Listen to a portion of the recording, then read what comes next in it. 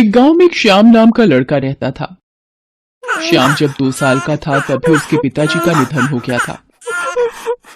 श्याम की मां श्याम के भविष्य के लिए जयंत से शादी कर लेती है। जयंत की एक बेटी रहती है जिसका नाम पूजा होता है। परिवार एक होने के बाद भी जयंत श्याम को कभी अपना बेटा नहीं मानता। ऐसे ही एक दिन श्याम पाठशाला से घर आता है। पूजा, मुझे थोड़ा पानी दे दो, मैं बहुत थक गया हूं। इतने में जयंत गुस्से में खड़ा होकर बोलता है, तू कौन सी मेहनत करके आ रहा है जो खुद पानी नहीं ले सकता? और मेरी बेटी तेरा काम क्यों करे? तू कौन सा कमा कर उसको देगा? तू तो बस अपना ही सोचेगा। वैसे भी तू मेरा खून थोड़ी है जो तू पूजा के बारे में सोचेगा। और आज के बाद मेरी बेटी को कोई काम बताने की जरूरत नहीं है, समझा? जयंत की बातें सुनकर श्याम का मुंह उतर जाता है और वो बिना कुछ खाए पिए बिस्तर में जाकर लेट जाता है। श्याम की आंखों से आंसू बह रहे होते हैं।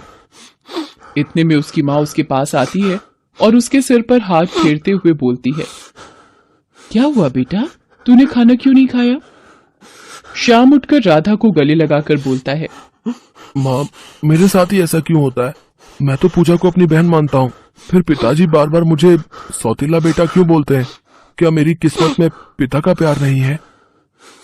राधा श्याम के आंसू पोंछकर और गाल पर हाथ फेर कर बोलती है, बेटा ऐसा नहीं बोलते, देखना एक दिन उनको भी तेरे प्यार का एहसास होगा और वो भी तुझे दिल से अपना लेंगे, बस उन्हें थोड़ा समय दे। जी माँ। ऐसे ही समय बीत जाता है और राधा की बीमारी में ही जान चली जाती है। अब श्याम अकेला पड़ जाता है। श्याम को उसकी मां की रोज याद आती है। वो खुद को बहुत अकेला और बेसहारा महसूस करता है। उसका ना कोई ख्याल रखने वाला होता है, ना खाना खिलाने वाला। एक दिन जब सुबह सुबह श्याम सोकर उठा तो देखता है कि जयंत ने उसका सारा सामान घर के बाहर फेंक दिया होता है और उससे बोलता है, जब तेरी माँ यहाँ नहीं तो तेरा यहाँ क्या काम? चल अब तू भी चला जा यहाँ से। मुफ्त की रोटी नहीं है मेरे पास तुझे खिलाने के लिए। जयंत की बातें सुनकर श्याम रोते रोते अपना सामान उठाता है और जयंत के पैर छूकर वहां से चला जाता है। भूखा प्यासा श्याम दिन भर इधर उधर भटकता रहता है।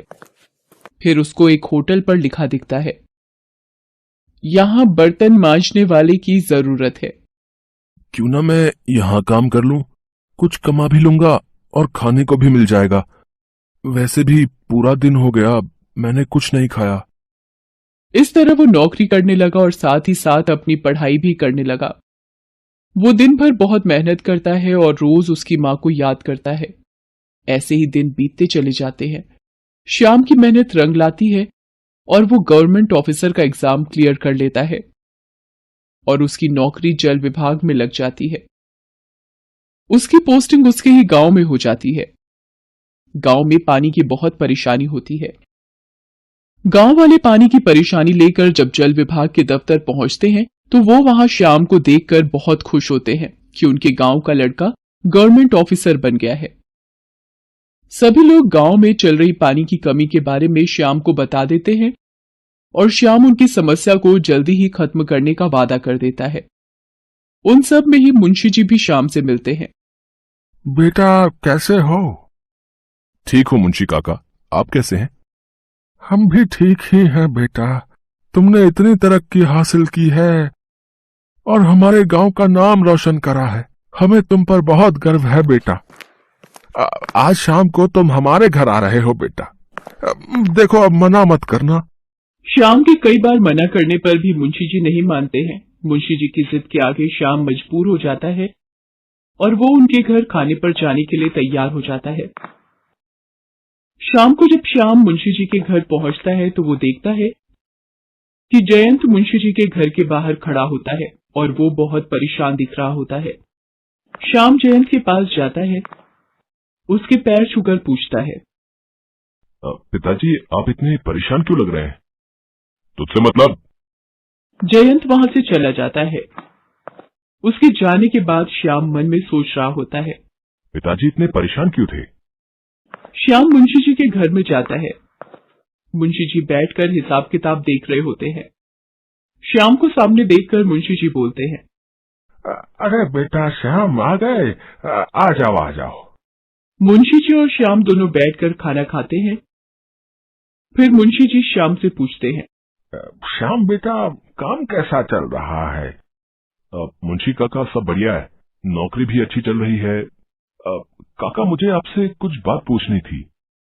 हाँ बोलो ना बेटा, अब क्या बात है? मैंने अभी पिताजी को आपके घर के बाहर जाते हुए परेशान सा देखा। बेटा अब क्या बताऊं, तुम्हारी बहन की शादी के लिए उनके पास पैसे नहीं है, सो उन्होंने अपना घर बेचने का मन बनाया है। उसी सिलसिले में आए थे। काका कितने पैसे चाहिए पिताजी को? 5 लाख। काका आप घर के कागज पिताजी को वापस दे दीजिए और पैसे मैं आपको अभी दे दूंगा, आप पिताजी को दे दीजिएगा।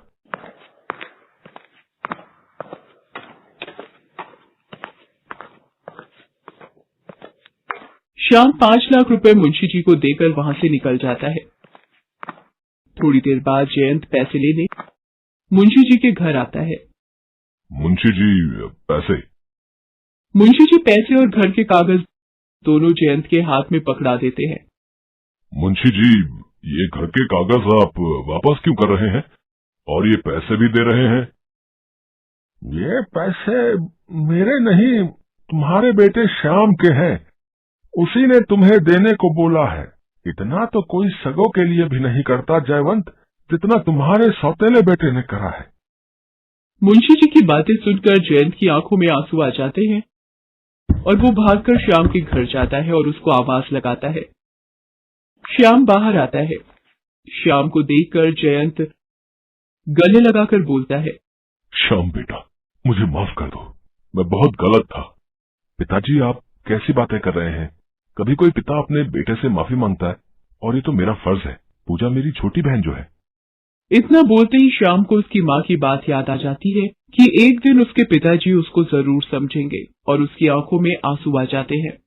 श्याम और जयंत दोनों घर जाकर जोर शोर से पूजा की शादी करवाते हैं और फिर श्याम जयंत को लेकर शहर चला जाता है और दोनों बाप बेटे साथ में रहने लग जाते हैं। रिश्ते खून से नहीं, दिल से निभाए जाते हैं।